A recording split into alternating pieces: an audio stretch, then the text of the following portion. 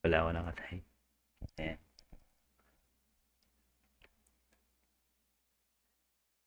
Hello guys, what's up guys, no? Magandang gabi, magandang umaga, at magandang hapon sa inyo. Inyong lahat. So, kung saan man po kayo naroroon ngayong gabing ito, ay mag-iingat po kayo palagi. No? Then, wait lang, share ko muna yung ating live stream sa ating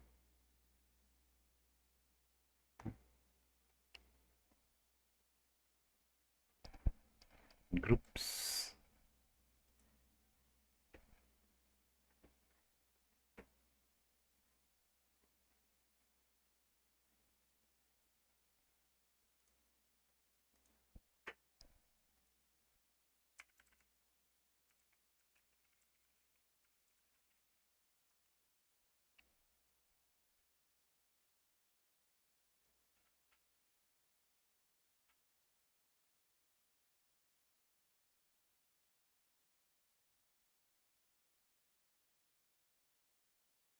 Mga guys, no? Mm-hmm.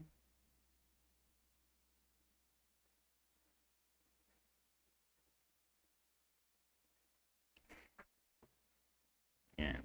1, 2, 3, and 4.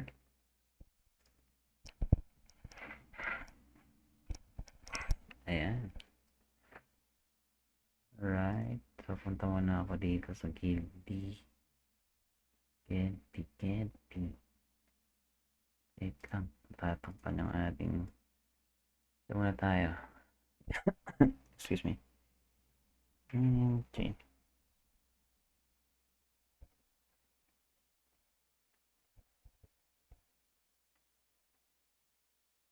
Ayan.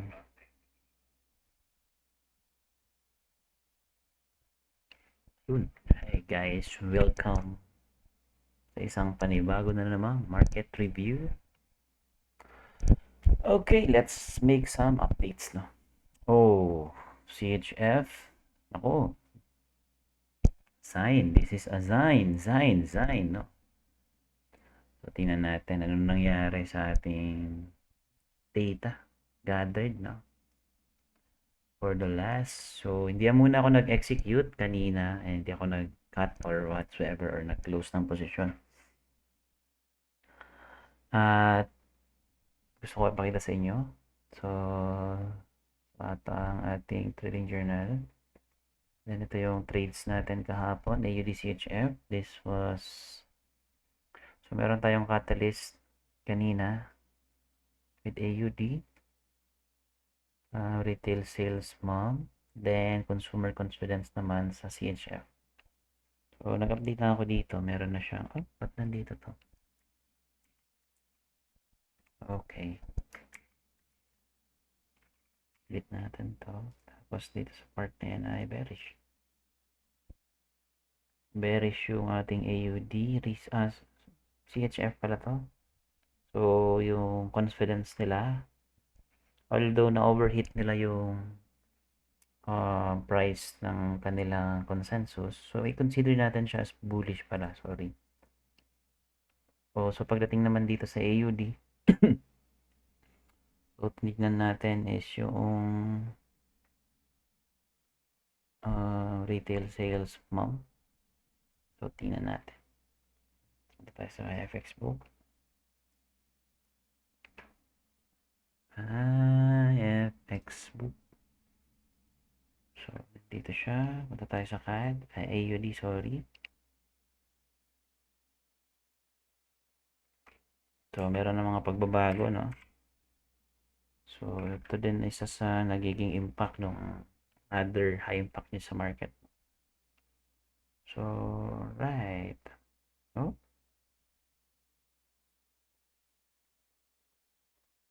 Ba't ganun? Nawala yung iba.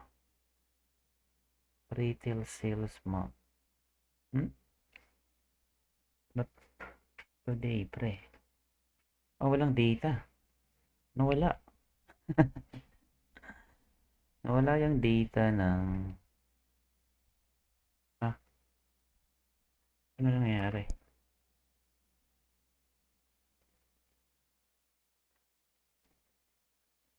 2 days. Ba't nawala, pre? Nawala yung today, no? So, meron tayo dito sa part na to ng AUD. Kita naman natin dito, naka-record, oh. So, yung retail sales ma'am nila, Australian dollar. Pero nawala, no? Ba't nawala? Amazing. That is an amazing plan.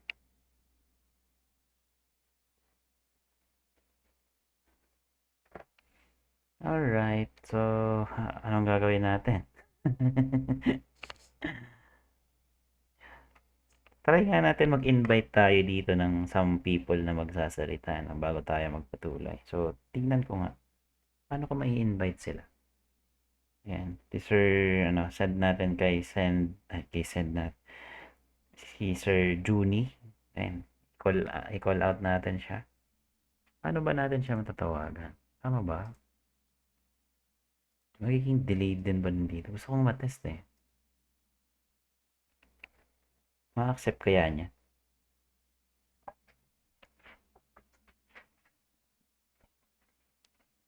Okay. Ang kulit nun, no? Nawala yung yung retail sales mo. Yung yesterday, nandito naman. Baka nagkamali lang sila. So, patuloy tayo. Let's proceed. So, sa data na nag-gather natin, so wala, biglang nawala yung yung retail sales ma'am nila. So, wala tayong reflection diyan ng ating trades. Pero sa consensus ng CHF, is meron silang 3.6. So, yung survey pa rin ito, yung confidence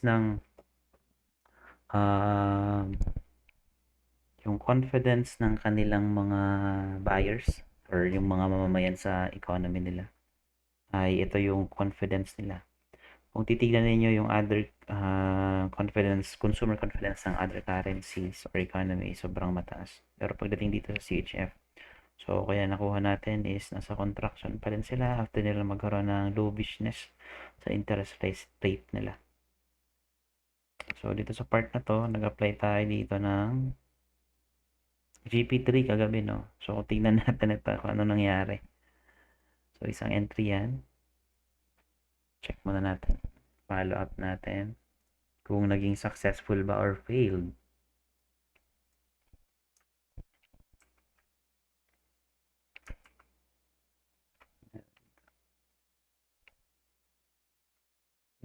Okay. Ano to? Ba't naging ganito? Ang haba naman, no? Grabe naman. Wala saan na.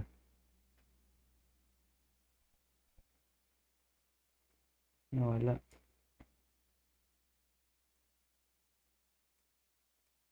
Ayun. So, right. So, may position tayo ng AUD-CHF. Oh, na-hit yung stop loss natin sa AUD-CHF, no? So, this okay. Okay lang yun. Because meron naman tayo mga trades, no? Dito sa baba na to. Meron tayong buy. Pero yung GP3 natin na codes dito ay failed, no? So, ito yan. So, dito yung stop loss natin. Boom. So, ito yung kaanuhan, no? So, since pinakita ko lang sa inyo how I can apply yung GP3. So, supposed to be dapat talaga ito, invalid itong area na to. So, hindi dapat tayo papasok dyan. Mas okay kung ganito yung area kung saan siya nag-retrace, no? Slowly. Pero pag ganitong biglaan, sign kasi ito ng possible reversal, no? So, ang pinaka natin dito is failed. Okay. So, lalagay na tayo dito ng ating updates. Failed. Lagay lang natin dito.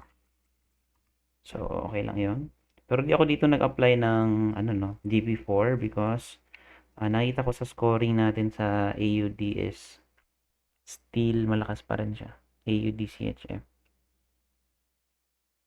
Sa day 1 period, no? 1, ayan. CHF still weak. So, di ako nag-apply dyan ng GP another code because alam ko sa sarili ko na pataas pa rin siya. So, okay lang yun. So, ito kasi pinakita ko lang to kagabi para at least ma-evaluate ninyo ano yung paano gamitin yung other code, especially sa mga nakapag third sessions na. So, dito sa part na to, so screenshot din natin ito as reference. Okay lang yun.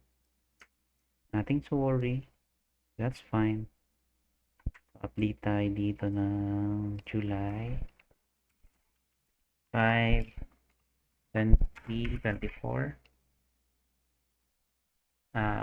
Lagyan natin ng oras. Okay, 9, 17.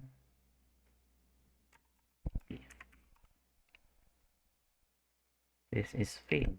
So, okay lang yan. I-hold ko pa rin yung parang position ko sa AUD.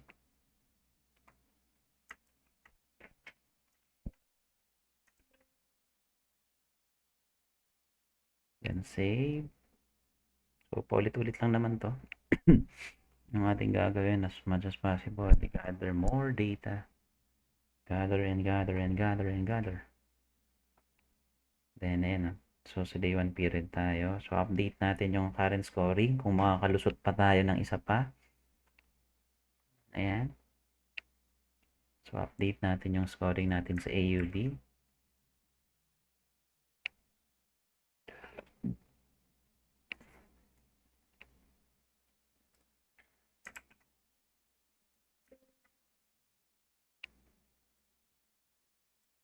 Okay.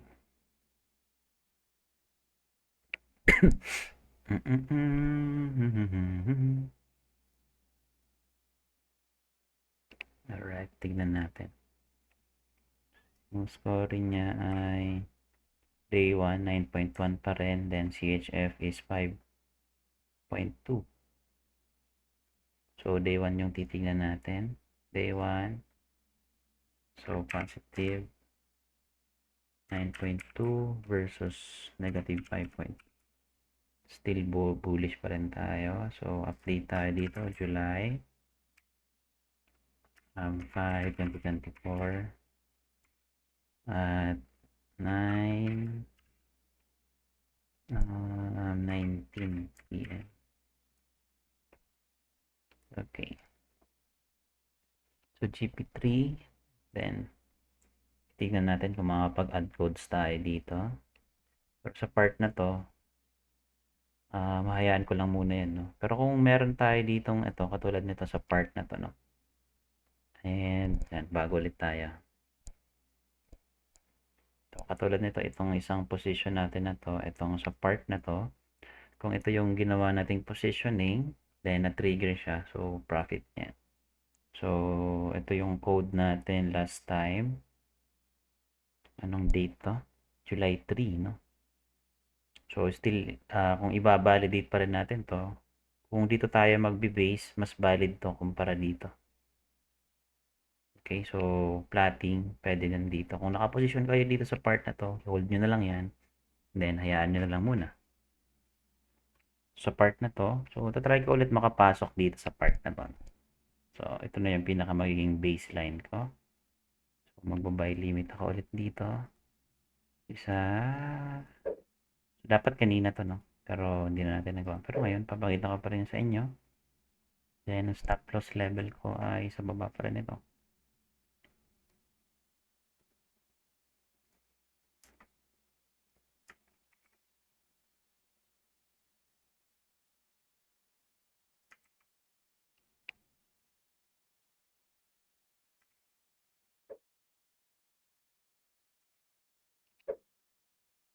Okay. So, ito na yung gagamitin natin. AUD. CHF. So, dated July 5, 2024. oras ng yung entry natin ay 9:21 PM. So mag-apply tayo dito ng GP1. Sorry.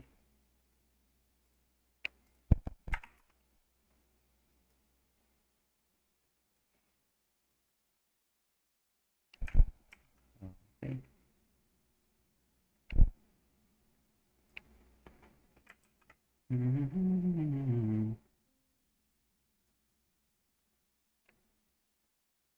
Okay, save natin dito. So, gamit yung mga data na to, ito pa rin yung tinitignan natin. Pero, pwede naman kayong gumawa ulit ng panibago, pero ito muna yung gagamitin. So, i-update ko na lang to. Titignan ko na lang yung ibang catalyst nito na upcoming. So, ang pinaka tinitignan ko na dito ay itong okay, business confidence naman. Ito yung mas matimbang dito. Itong Westpac, ano lang yan. Kumbaga company siya. Related na so ito meron siyang stick na naman kay Simon. So yun yung mga titignan natin dyan. Tapos yung record ko dito, so mag-add tayo ng GP1, then enter tayo dito. Ba't ganun? Okay, tama naman. Nag-add pala tayo dito sa area na lang. Okay, ayos na. Enter na naman tayo. Right, sa CAD CHF, itong CAD CHF. So, update din natin tong CAD CHF. Ano ba yung reading natin dito last July 2? Then, ito, S&P. Ayun yung naging result niya. Then, meron siyang dovish. So, sa part na to, i-update natin yung current scoring niya. So, meron tayong mga add codes dito. No? Ano na nangyari kaya dito? 4, no? Kahapon. I think SL din to. CAD CHF. Okay, so ito yun, no? CAD CHF. Stop loss to dito sa part na to. So, tignan natin yung current scoring. CAD scoring niya is bearish na siya, no? So, sobrang, no? So, yung pinakita niyang movement kahapon, which is itong part na to. So, ito na yung naging sign niya as a reversal, no? Potential reversal na yan. Then, sa pinakita niya, ano yung mga catalyst? Catalyst niya ay yung unemployment niya. July 4, kahapon. Tapos, meron pa siya ngayon. Okay, tingnan natin sa CAD. Canada.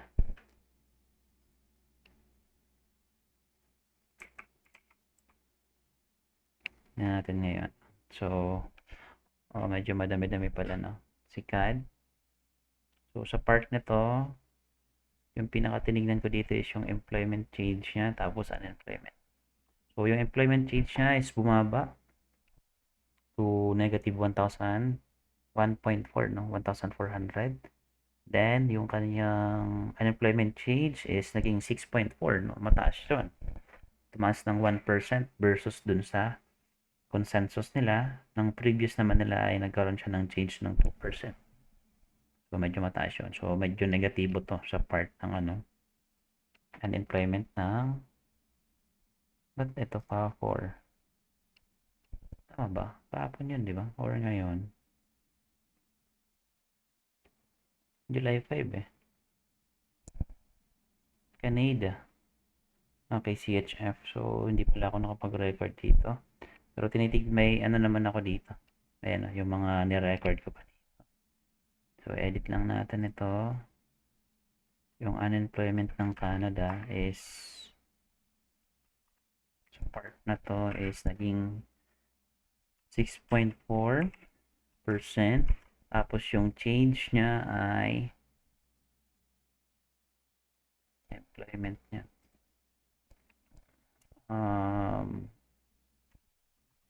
Abot ng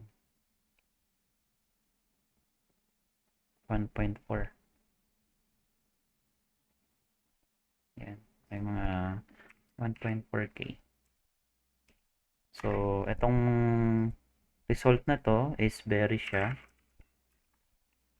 Tapos itong result na to is bearish pa rin. So, pag na-support pa ng catalyst na to, yung mga upcoming pa, kung titingnan natin yung mga kasunod, no? Susubaybayan natin yung CAD. Meron pa yung mga kasunod. Okay, tomorrow. Wala. This week. Sabado pala bukas. Next week, no?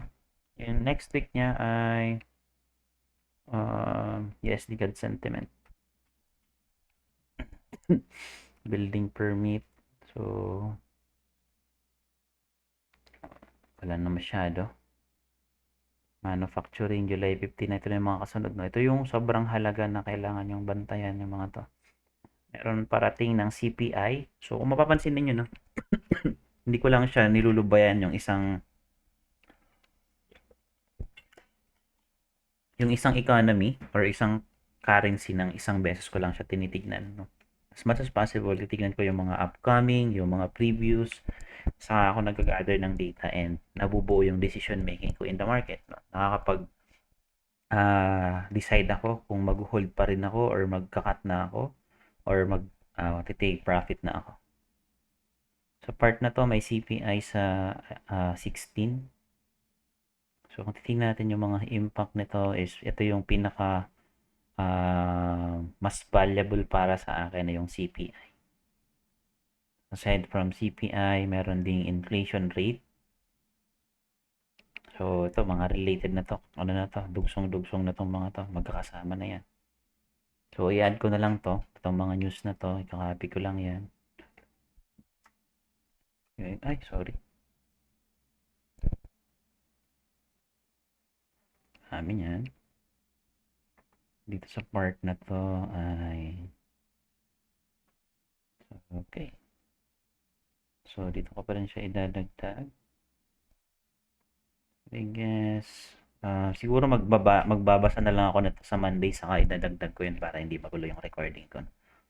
So, as of now, pwede akong mag-decide na if magka-cut na ako sa CAD CHF. After this, tingnan ko muna yung aking position. Yung position ko sa CAD CHF is na natin. Ito yung GP1 ko. So, that was July 2. Nakapasok tayo. Nakapasok pa tayo dito? O hindi? July 3. Nagbasa ulit tayo. Then, July. So, July 3. Nakapasok pala tayo dito isa. GP1. Pagdating ng GP4.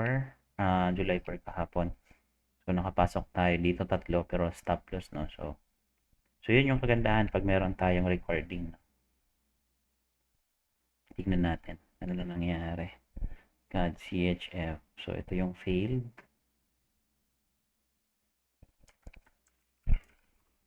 Ayan, failed. Parang nangyari na itong setup natin na to. Nangyari na to na parang napanaginipan ko na siya.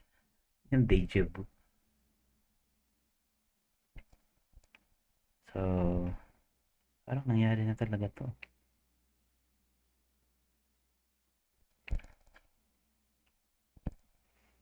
So, ayan, no? So, dito sa part na to, I will decide what. So, after ng significance value na pinapakita ng CAD, CHF, ay ikakat ko na siya, no? So, it's either, so, meron ako ditong current position. Yung stop loss ko pala dito sa part na to. May stop loss ako dito. Okay, ito pala yun. Stop loss ko dito. So, dito sa part na to, it's either kung naagapan ko to, nakapagbasa agad ako kanina. So, pwede ako mag-apply dito ng GP2. Okay, GP 5.2. Okay. So, dito ako dapat magsisell sa part na to. Area na to. Sell setup dapat yan. Then, close ko na tong buy position. Okay. So, ganun yung application. No? So, validation mo. No? So, dapat mabilis yung process mo. Kung isa pa lang naman yung tinututukan mo na currency pairs, mabilis ka makapag-decide. Pero pag ganito kasi, katulad sa akin, sobrang dami ko nang tinitrade. Tapos isa sa isang account pa lang ito. Then, I can hold, no? So, currently, yung current position ko na running na siya ng 700. I guess, 800 pips na to kasi iba yung evaluation ng minor currency versus sa USD. So, kaya nagkakaroon siya ng difference between that positioning. Then, sa part na yon ay nagkakaroon siya ng pagbabago sa ano. So, as of now, if compute natin siya, nasa 800 pips na yan. Running, no? So, makita nyo yung lot sizing ko is ganyan lang. Pero, humahakot yan. Humahakot. Hakot award. So, dito sa part na to is, guess, nakapag-trade ako dito. Na-trigger ko yung isang position ko. Meron pa ako dito isang setup ata eh. CAD CHF. I guess dito sa part na to. Okay. Saan ito galing? CAD CHF. Ito yung reading ko nito. July 3. Na-trigger siya kanina. Or kahapon, nung nakaraan. Then, ayan. So, application dapat to ng GP 5.2. Okay. So, hindi ko na siya nagawa. Pero, hayaan ko na lang yan. Charge to experience. Hindi ko pala nalagay yun sa ano. Yung GP 5.2. Tapos, and GP 5.4. O, yan yung pala yung wala sa journal natin. Kasi, wala dito yung 5.2. Ayan. Tapos, 5.4. Alright. So, yung other position natin, ano pa yung other position natin? I guess AUDCHF, no? Yung mga position pa natin last, meron pa tayong position last June 26 ata. Naka-lose na. Meron pa tayo ng June 26, AUDCHF naman to. Tignan natin yung AUDCHF. So, na-trade natin to June 26. Yan, update natin. Open natin yung June 26, AUDCHF. I guess ito yun. So, nakaposisyon tayo dito. Okay, June 26. Itong area na to. Tapos, ito na siya. Yan, na-trigger siya part dito. So, ito yung pagkakamali ko nung una. Hindi ko nilagyan ng date. Pero makita naman natin siya dito sa chart ko. AUDCHF. Tama ba to?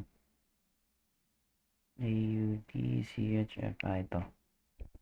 Hindi ko siya dinidelete, no? Kasi reference ko pa rin siya na maituturing. Pwede kong balikan. So, yung trade ko last June 26, I mean. So, ito siya. So, 1, 2, 3, 4 position yan. Then, na-trigger siya. Then, nag-add ako ng codes dito sa part na to. Pero, hindi ako nakaposition, no? Kasi, I guess, ano to eh. Sabado ata ako nito nag-read. Ito, July 2, Friday to. Ay, Saturday. Ay, parang Saturday ba? Tama ba ako? Yung July 2 natin. Ay, June. Ay, hindi. Dito pala yan. Okay. Ito yung hindi na-trigger. Ito pala yung June 28 pala to. Ito yung nag-reading ako ng July 29, no? Nagbasa ako dito ng June 29. Tapos hindi ako nakapasok nung Monday. Tapos ito siya. Di ulit ako nakapasok ng July 2. So, di nalimutan ko na to. Then, ayun na siya. So, kung titingnan natin dito, susukatin natin kung ilang pips na yan. Yung pag-hold ng position. So, ito, isang position pala, kung makikita nyo, no? 963 pips, ay, points, I mean. So, more or less, 100 na siya. Less than 100 pala, sorry. 100 pips. So, isang position pa lang yan. Kung apat yan, so i-times 4 lang natin. So, around nasa 300 plus pips na to. Ito pa lang sa AUDCH. As of now, meron akong 1, 2, 3, 4, 6, 7, 8, 9, 10, 11, 12 na position na nakalutang, no? So, pinapakita ko to sa inyo as your reference and magsilbi na din sa inyong tawag nito, inspiration na possible talaga makapag-trade sa market ng katulad ng ganito.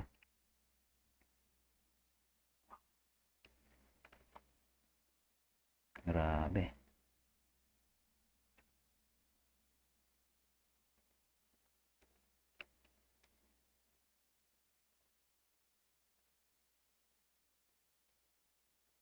So, kung i-update natin siya ulit, update tayo with the AUDCHF dito sa part na to. Ito pala yun. Ayan, no. Nandito na. Pati ako, nandito na ako dito. 28, nag-reading ako dito. Ito yung na-read ko.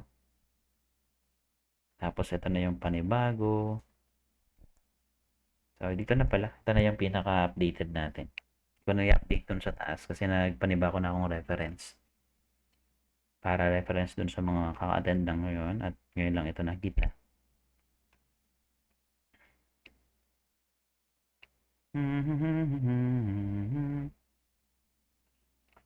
Natututo ba kayo, guys? Are you learning? Ayan. So, tingnan natin yung current scoring natin. So, kung titingnan natin, GBP. Oh, I wish. How I wish na pwede ko nang ipakita din sa inyo itong GBP, Gold, Euro. Pero as of now, stick to what you have on the sessions. Then, dyan pa lang kasi sulit na yan. Solido na yan. So, validation ng CHF is possible talaga is may tendency na lumakas na to. Possible reversal na siya. Then, ang gagawin ko lang naman dyan is yung mga exit plans ko is trail stop. Tapos, possible dito sa part na to, AUDCHF. Ayan. So, magko-close na ako ng sum and i-hold ko yung sum. So, sample na ito, pakita ko sa inyo. Para makapag-secure na tayo ng profit. So, pag may nakikita na akong sign na pwede nang bumaliktad yung market, so, saka pa lang ako nag-decide na. Pero pag hindi, kung ano yung risk ko doon, ilalaban ko na siya. Hayaan ko na lang muna yan. Kung ma-loss, that's totally fine. Pero, if meron naman tayong opportunity, tapos nakita tayo ng mas maganda pang opportunity. So, dito sa part na to, less than negative 5 na siya kanina. So, pwede tayong mag-close ng some positions. So, I guess, ito yung close natin. So, currently, itong AUDJPY. May AUDJPY pa pala tayo, guys. 26 din pala to. Sorry. Check din natin to. AUDCH, AUDJPY. Currently, si JPY, kung i-validate natin yung scoring niya, JPY is still weak. So, kung mag-hold ako ng position, sa JPY ako magtitira lahat, hindi ko siya i-close. Pero pag nakita ko ng ganito na yung CHF, tapos yung AUD is gumagano na, so I will close some and I will hold some. Ayan. So, option na, meron kayong option dito para at least makita nyo. Pinag-aanuhan ko dito, kung lagyan ko din ito ng date katulad nito pag nag-update tayo, no? Kasi pag mas maganda makita natin agad yung date eh. Pero pinag-iisipan ko. Pero pag nilagyan ko pa kasi itong mga updated ano natin, sobrang haba na siya. Tinest ko nung nakaraan, sobrang haba na. So, dito lang nakita ko na effective naman kung maglalagay na lang tayo ng date na lang sa loob para at least kita agad natin sa chart. Dito sa part na to, Hanapin natin yung AUDJPY. So, AUDJPY, ito yon. So, nag-position tayo last July 4. Ito yung GP 5.1. Tingnan natin. July AUDJPY. AUDJPY. Ding dong. Hello? Nasaan na yun? Ano gaare? AUDJPY.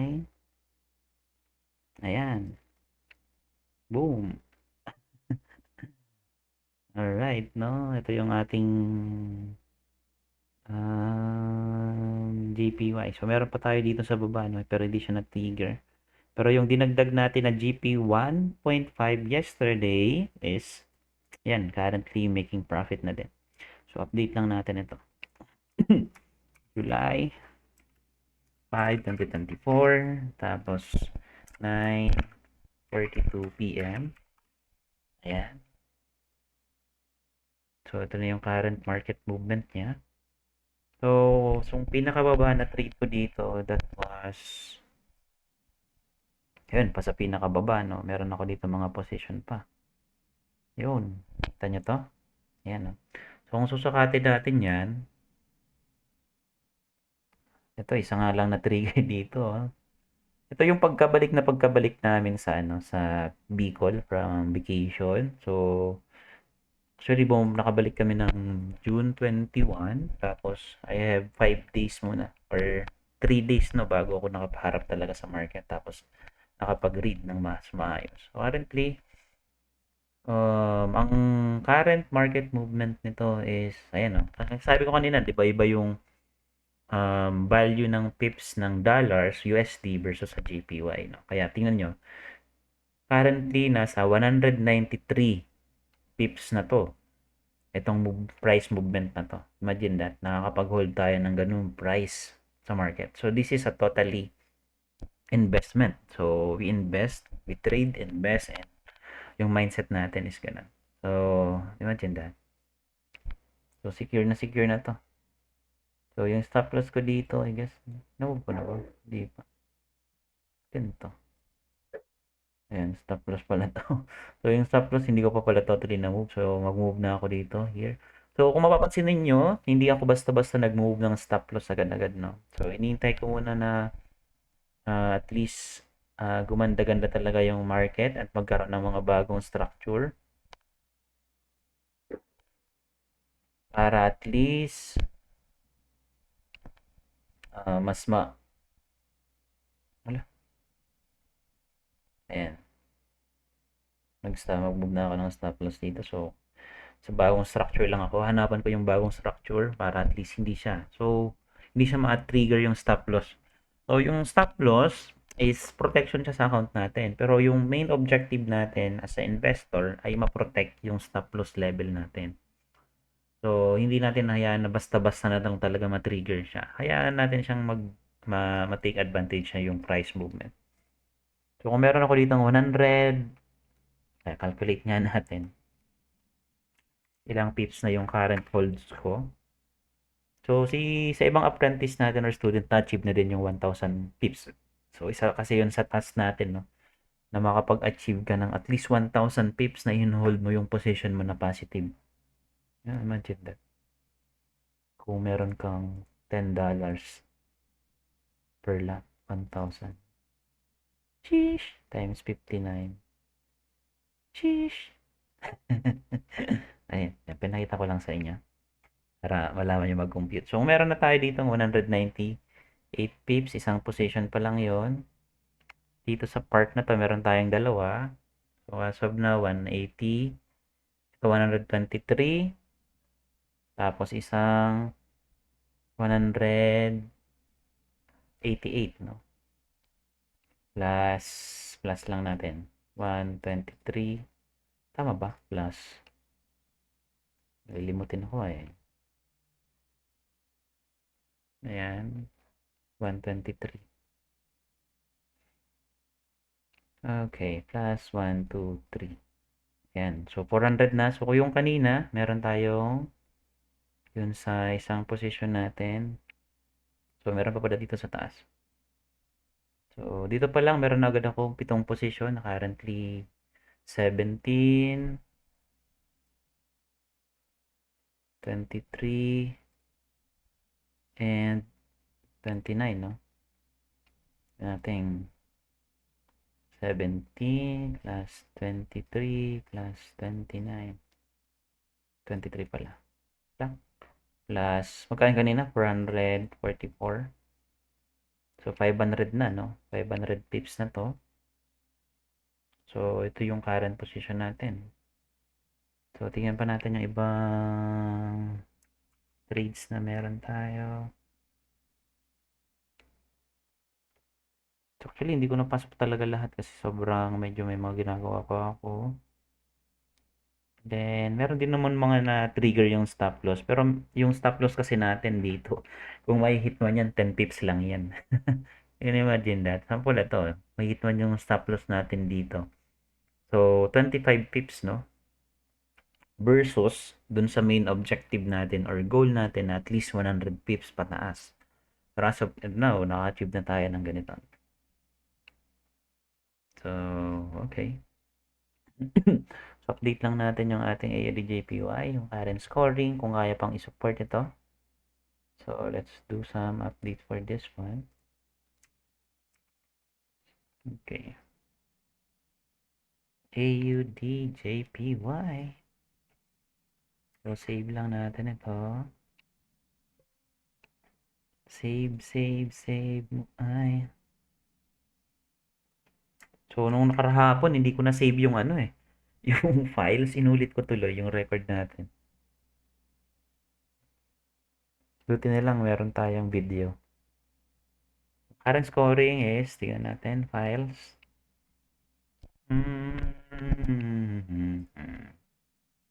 Okay, then,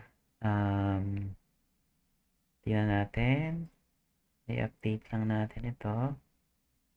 So, as of now, this is July 5, 2024. Tapos, oras ng 9:48 PM. AUD. Tingnan natin. AUD, titingin na ako dito sa average, no? So, hindi na siya ganoon kalakas sa average. So, 8.3 pa rin sa day 1, 9.9. So, dito sa part na to,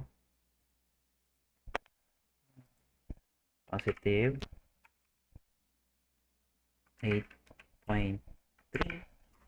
JPY is negative 9.9. Still bullish. So, tingnan natin kung makakapag-add codes pa tayo dito. Dito sa part na to, as of now, okay lang. Okay pa lang yun, no? I-update lang natin itong ating position.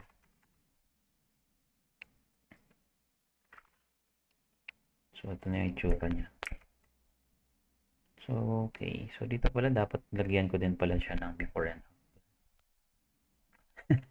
so, haba na haba yung journal natin, no? Pero dito sa part na to, dito ko na lang muna siya ilalagay pansamantala. So, meron pang room for improvement yung journal natin.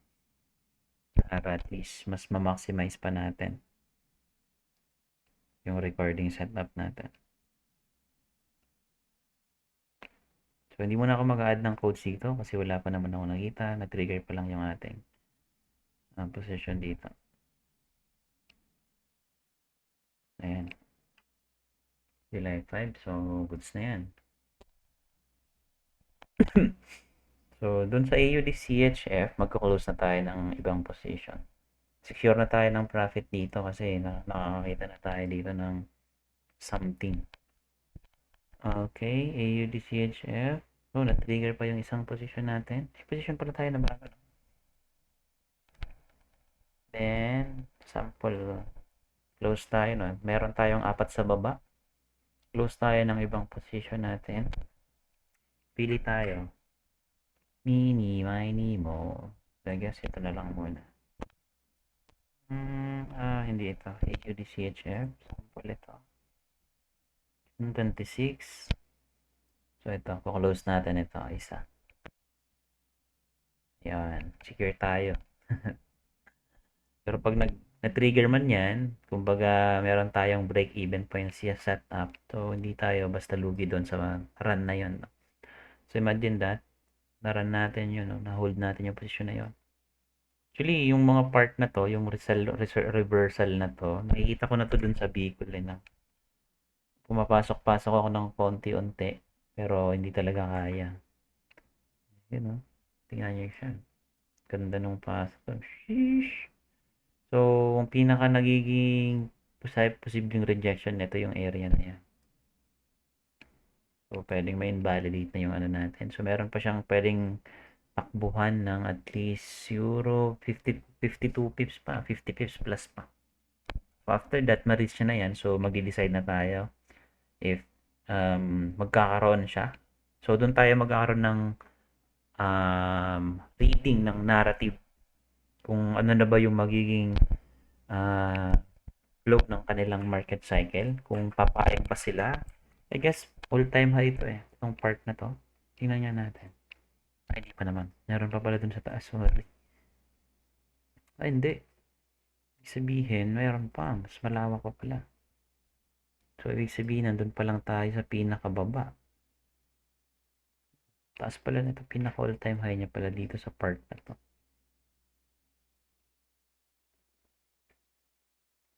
Meron pa sa taas. Ang lawak, ang layo pa pala. Sobrang lakas pala talaga ng GPY.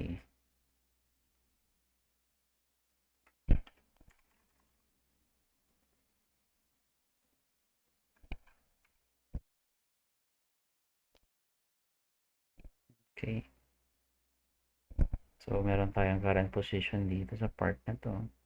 So, ang pinakasinundan natin dito ay ito.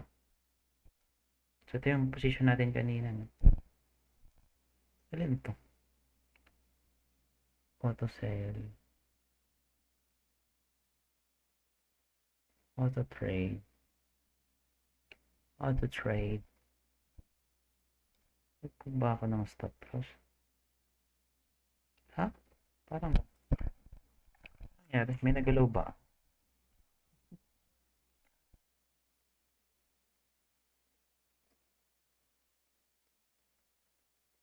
Wala naman akong nagalaw.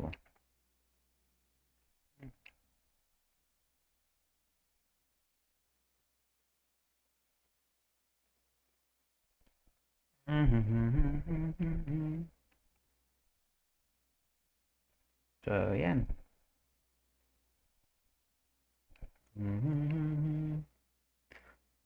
Ba't nagkaroon ng ganito? Nandito ako dito. Ano to? Nag-take profit na pala ako dito. Ito sa part na to, ano to? Auto trade buy. Ha? Nag-iwan ako dun ah. Ito yung pinag-close ko. Ito yung na-stop loss pala ako dito. Hit stop loss ako dito.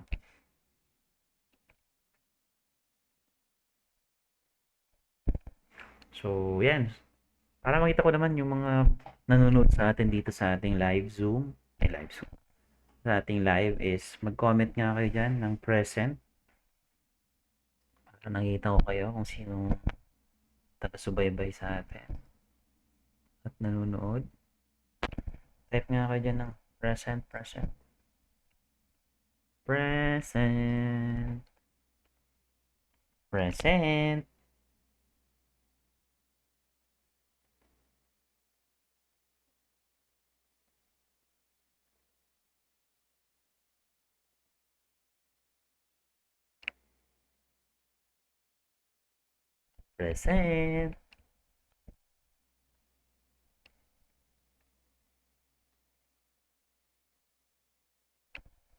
Okay, ganda.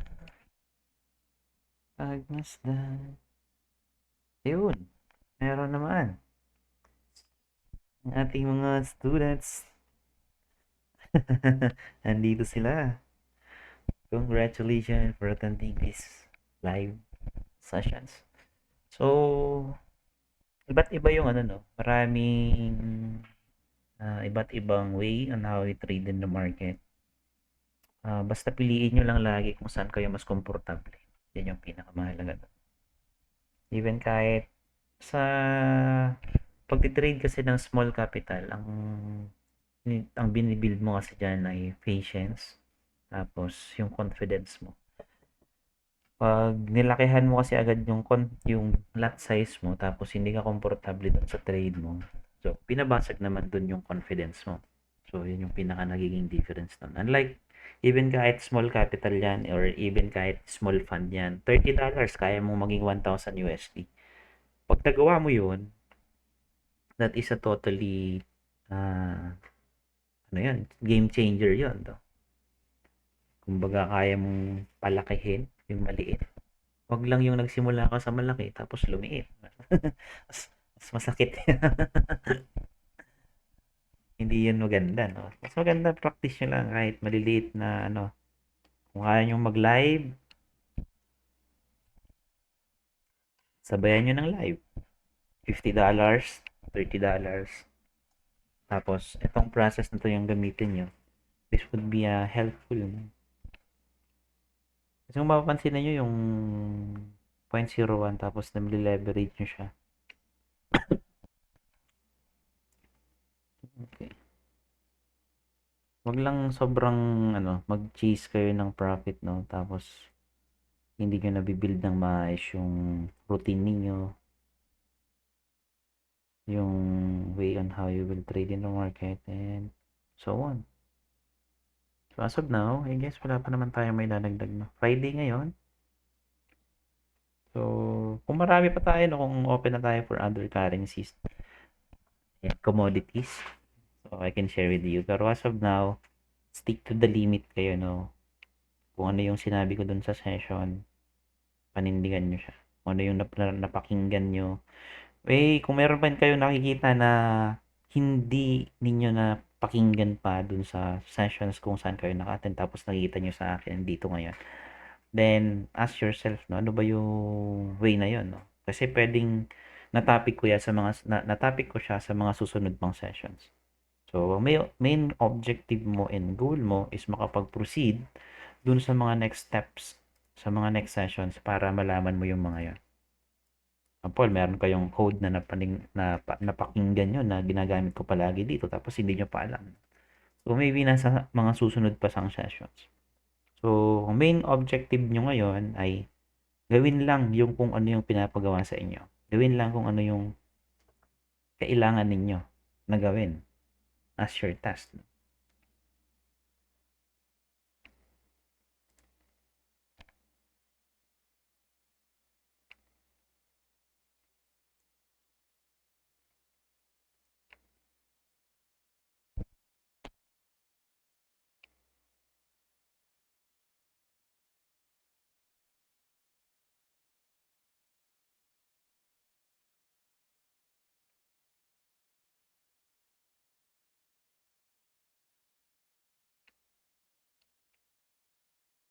Diba yan? Clear, clear.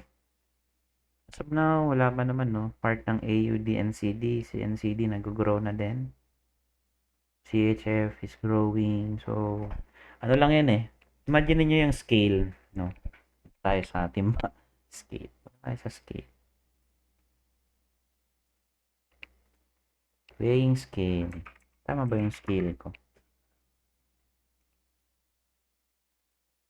Weighing scale. Parang mabalik. Bangan. Ayan. Hindi. Mali ito. Yung old. Yung mga dati-dati pa. Ayan. Ito. Tulad nito. So, ito. Yung significance kasi nito, no? Kumbaga, yung pinaka ano niya, yung scoring natin is lumilipat-lipat lang naman niya. So, kung makikita nyo, dalawa lang naman yan. Ay, tatlo. Neutral, bullish, or bearish, no? Kailangan nyo lang maintindihan ano yung pinaka mas matimbang sa ngayon para dun kayo sasabay. Huwag nyong kontrahin, no? Pag kinontra nyo yun.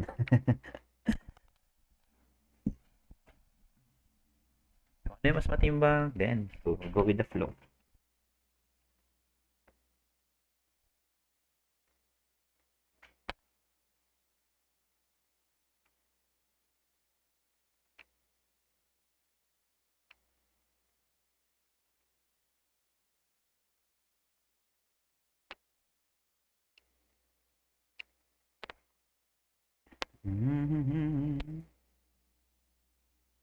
BTC.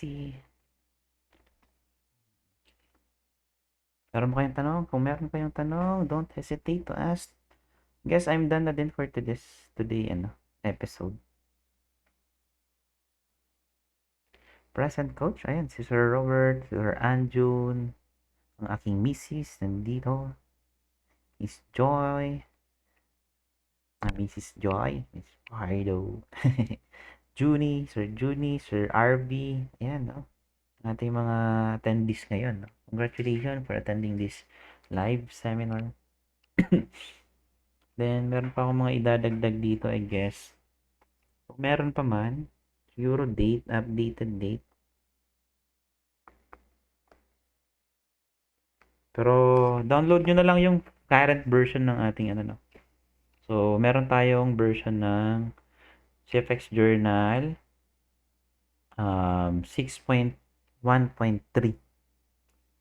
Okay, ito yung current natin version. Ayan.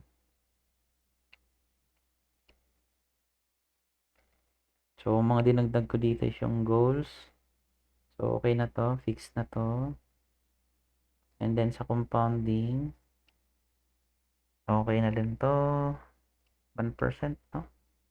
Pagdating mo sa goals, achievable na ba siya? Kung meron kang 9 million na 3 goals, tapos nagsisave ka lang ng 5,000 per month, so abutin ka ng 67 years bago ma-achieve mo yan. Pero kung nag-iipon ka ng at least 100,000 per month, okay, so achievable siya within 3 years, no? So, para makuha mo yon, kailangan mong i-compute, no, magkano yung kailangan mong funding. So, dito sa part na to, sample meron kang $500 as of now. Then, kailangan mo lang ng at least 1%, no? So, sa pinakababa, makita nyo dyan. Then, dinala ko na kasi yan dito. Ayan. Ano ba? Parang hindi siya nag-compute. Sorry. Hindi siya gumalaw. Okay. Error pa din to. Kailangan ko tong i-fix, no? Ayan. Ito pala yung lumalabas. Kaya siya error. Ayan. Fix ko na nga dito ngayon. Buti nakita ko to. Supposed to be dapat. Ito ay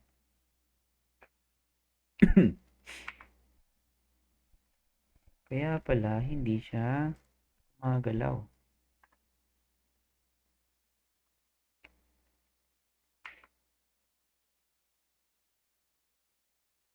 Check lang natin. Pero sana ganun din siguro sa MT5.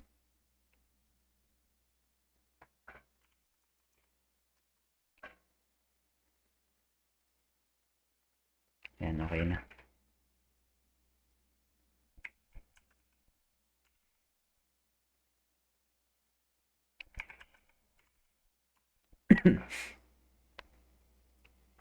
So, ayan. So, for example, sa compounding, so makikita mo kasi dito yung visualization, no? Kung magkano lang yung target mo per day. Example, meron kang $500. So, at least 1% lang per day yung goal mo. So, meron kang 2,000 USD at the end of the year, no? So, pag bumalik tayo sa goals, so, meron kang, okay. Tapos, i-divide ka pa to sa year. Oo nga, 12. Kasi ito, year to per year. So, kung di-divide natin siya sa 12 months, okay, 164,000 divided by 12. So, makakapag-ipon ka ng 13,000, no? So, lagay natin 13,000 dito. So, meron kang 26 years, no? Kung meron ka na sample, total savings mo ng 5 million. Tapos, meron ka ng 26 years, no? Para ma-achieve mo yun ng mas maaga-aga, so, mag-adjust ka sa capitalization, then sa percentage per, sample, meron kang 5,000 USD na capital, no? So, real money mo na siya. Then, yung main goal mo lang ay makakuha ka ng at least 2%. Ayan. Okay. So, i-divide ko pa pala to sa months, no? 12 months para dito na lang natin makuha yung months. Yan. Yan ang mga nakikita pa natin ano na months.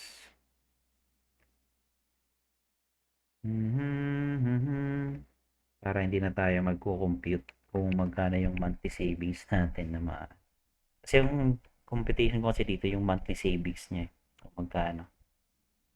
So, meron kang 8 million. So, isang taon lang achieve mo na, no? Kung masusunod mo talaga yon yung 1% or 2% per. So, meron kang 8 million divided by 12. Pangit ng number, ah. Gawin nating 600,000 na lang. Maganda pala yun, sorry. Yan, 1 year, achieve mo na siya. Kung yun yung nasisave mo na through trading. So, ang tulong kasi nitong compounding projection is tinutulungan tayo ma-visualize yung realistic daily goals natin versus dun sa capitalization natin. Mahirap kasi na sobrang liit lang ng capitalization natin tapos pinupush natin to make sobrang taas nung trading goal natin. So, para sa iba, no, na solid na talaga yung trading strategy nila, achievable naman siya, no? Okay siya. Pero kung sa inyo or most of the newbies is ganun yung perspective, same as dun sa mga matatagal na talaga sa trading, ay kailangan siguro baguhin or palitan ng mas maayos na way or understanding sa market para at least sa first year, maganda na yung magiging experience mo, no? So, nakapag-withdraw ka, may late lang, okay lang yun. Then, sa mga upcoming years, makakapagplano ka kung ano ba talaga yung main goal mo. Just give yourself at least 3 to 5 years, no? Kung gusto mo talaga ma-achieve yun. Yung iba kasi sobrang nagmamadali. Sobrang nagmamadali that it came to the point na sobrang nagpo-position na sila ng unrealistic lot size, unrealistic positions, unrealistic result na gusto nilang ma-achieve. Pero end up, nagtatapos lang sila sa disappointment because yun nga, hindi nila nami-meet yung ganong mga level ng trading setups nila. Okay. So I hope this tools will help you, no? These tools are intended to use for those newbies or seasoned trader na matagal na sa trading tapos hindi pa talaga nila mahanap yung way on how they trade in the market, and this will serve as guide or tools para at least para sa inyo na. Okay.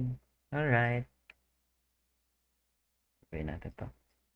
Gawin natin 888. Mas maganda yung 88. Ayan. Ayan. May tanong pa ba kayo, mga Miss Mom and Sir?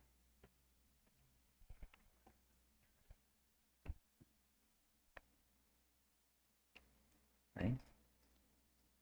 Ilang oras na tayo, I guess. 1 hour. This is good, no? Okay na din yan. Coach, pwede pa silip ng latest CAD CHF intermarket mo? CAD CHF? Wait lang. Asa na yun?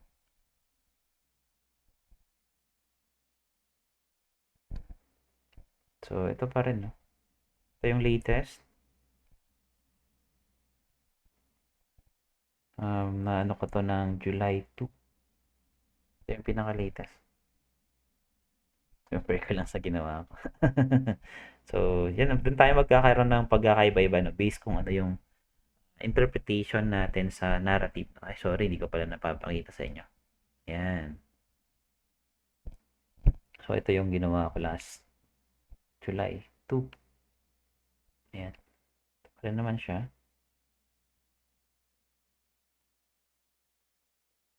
So, nakita natin dito, meron ng konting expansion sa GDP na inflation nila. So, marami pa akong tools na useful tools na ginagamit to trade, no? And para mas maging maganda yung treat ninyo sa trading or hindi lang basta kayo nakafocus lang sa one-sided ng trading. Like, technical analysis or other way on how you will trade in the market. So, marami pa tayong pag-uusapan sa mga susunod pang months, years. Yeah. And I hope maging excited kayo doon. And para sa mga hindi pa pala part ng ating program okay. So,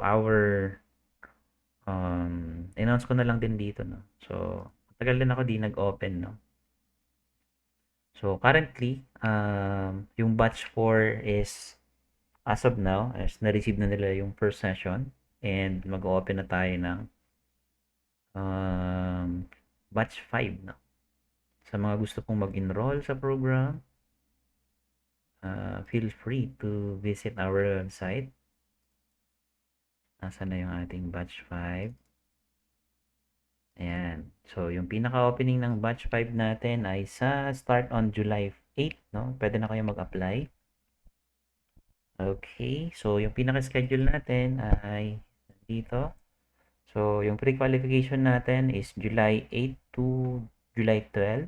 Then, yung application natin, official application. Pero pwede na rin naman kayo mag-apply, no?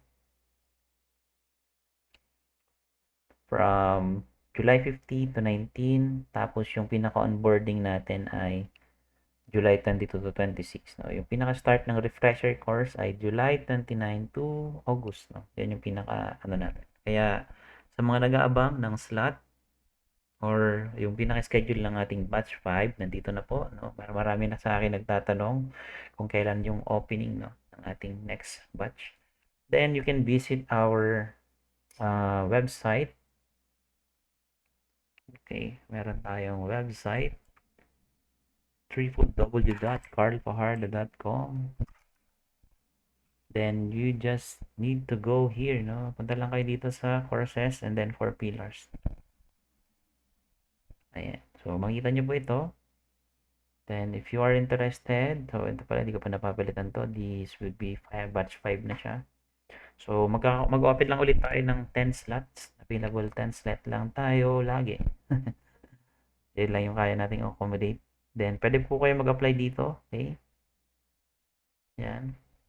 Apply lang kayo dyan. And ito yung current. Okay. Batch 3 pa pala ito, no? Hindi ko pa pala ito napalitan. I need to change this one. So, ito yung, okay. Hindi ko pala ito napalitan. Sorry for this. So, yung current rate ng ating batch 5 is 1,499 monthly subscription. Then, meron tayo dito 3 months, 6 months, and 12 months. So, congratulations sa mga naunang batch. And you had the opportunity to learn it ngayon at na-apply nyo na siya. Then, sa pricing as well, kung napapansin niyo may difference between sa mga naunang batch then sa ngayon. So, sooner or later sa mga susunod pang batches ay mas tataas pa po siya, yung rate natin. So, pinag-isipan ko dito is kung maglalagay ako dito ng lifetime access dun sa course or lifetime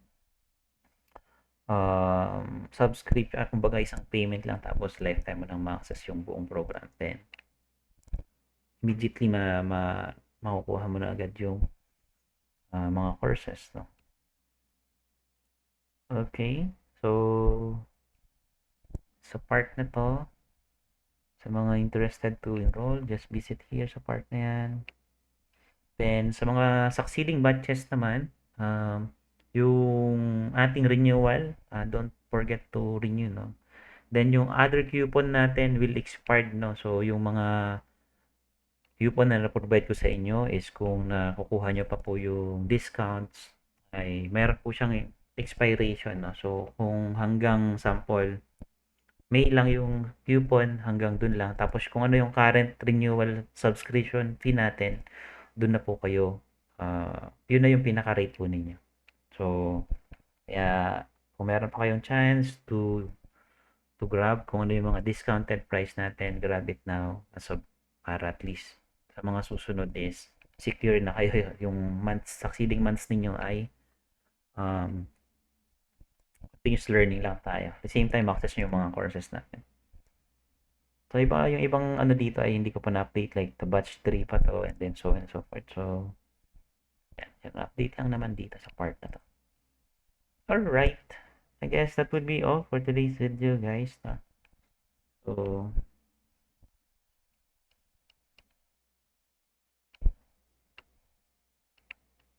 sana ay nag-enjoy kayo at natuto. At the same time, kumita. Kumita. Kumita natin. Yan, nag-close na tayo dito, pero yung current clothing natin ay ayan pa rin. Yan, ayan na muna natin siya and let it be.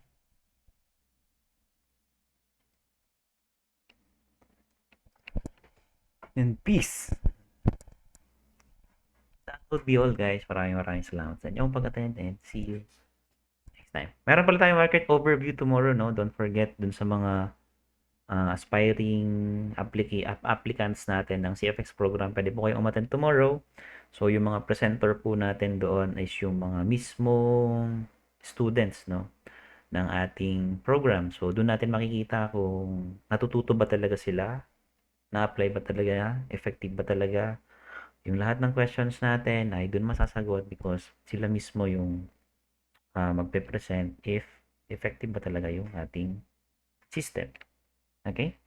So, yung mga student natin sa program, don't forget to attend tomorrow. So, that is your, yun yung pinaka tools ninyo para mai-present or mapakita mo sa sarili mo na natututo ka talaga. At mapakita mo din sa sarili mo na you understand the market as much as you can and then you can deliver it to the people. Yan yung pinaka sobrang effective way on how you will express your learnings and apply it and convert it to to action. So, yung room natin ng market overview ay para talaga yun sa inyo. Para at least ma-build and ma-boost yung confidence ninyo in facing in the market. And nandun naman ako para i-guide kayo. Okay? See you tomorrow. 8 p.m. yun, no? Don't forget. See you!